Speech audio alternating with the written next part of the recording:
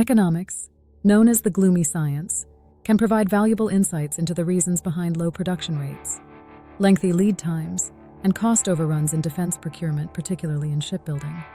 The second part of this article, refer to the link for Part 1, the Gloomy science, will concentrate on the economic factors of production, including land, labor, capital, and entrepreneurship. Each section will address the bottlenecks in warship production and suggest remedies to address the low shipbuilding levels. As stated in the first part of the paper, the U.S. has 12,000 miles, 19,000 kilometers of coastline, so the land factor of economic production does not play a significant role in the shipbuilding issue. This review is still a summary, but it provides the reader with a segmentation from an economic perspective of the multi-causal issues to the shipbuilding dilemma and demonstrates the role of unintended consequences of incorrect policy or not addressing a known issue with enough foresight. Capital. Shipbuilding is capital-intensive. It requires specialized equipment across multiple locations, and that includes the infrastructure to support such large capital production facilities as electrical power, water, transportation networks, and machine shops. The current U.S. production capacity for naval ships stagnates or slows down due to the neglect of updating and maintaining the aging infrastructure. The end of the Cold War played a significant role in this situation. The U.S. Navy planned to field a 600-ship Navy during the 1980s, which peaked at 594 ships in the 1987 to 1988 timeframe.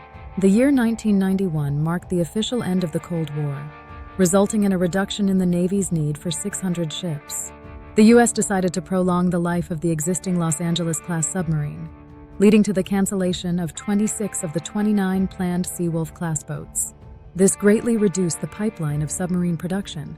Additionally, the Navy didn't require an infrastructure to sustain a 600-ship fleet, meaning it didn't replace retired ships due to age or wear with new ones.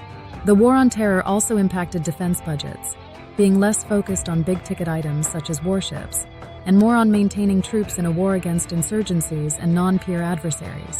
Given that most naval ships have a life expectancy of 25 to 50 years, the production infrastructure experienced significant excess capacity due to a lack of orders.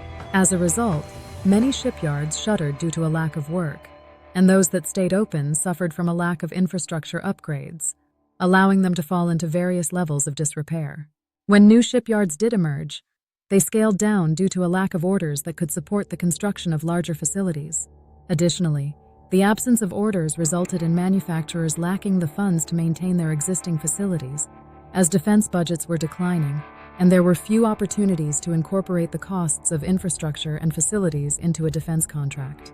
The post-Cold War consolidation of the defense industry resulted in the elimination of redundant services, thereby enhancing the cost-effectiveness and efficiency of the new corporation, albeit at the cost of sustaining excess production capacity to meet future needs. The U.S. Navy and Congress are considering the need to increase ship construction infrastructure.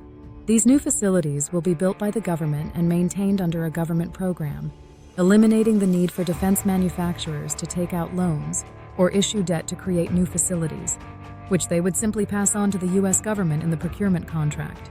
The U.S. government would then lease these facilities to a private company for their use, similar to how the U.S. Army manages the production of traditional ammunition like bullets and artillery rounds. This would incur additional government expenses in the future, but it would also resolve the issue of private companies needing to maintain facilities when future demand is uncertain. Labor. The same issue that allowed the capital factor of production to degrade also allowed the labor factor of production to degrade as well. Shipbuilding requires the intensive use of specialized labor from many different disciplines, and specialized labor is labor that has relatively high monetary costs attached to it.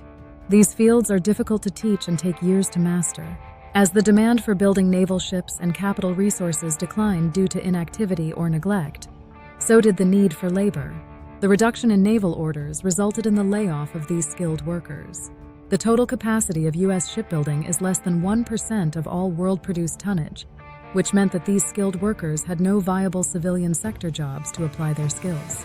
As a result, many U.S. specialized shipbuilders either transitioned to other sectors of the economy or eventually retired. Since there is no significant civilian shipbuilding construction sector in the U.S., the Navy and its defense contractors are unable to substitute civilian ship manufacturers' laborers for those in the naval sector. It also means their relative cost of labor is higher as there are fewer of them in labor specialty that is relatively costly. The Navy and Congress are attempting to address the issue by offering training and incentive programs to attract labor to move to shipbuilding. This includes attracting experienced workers from other shipbuilding industries or related industries, where the labor is at least partially transferable. While this may not directly address the experience gap, it could potentially alleviate some labor issues.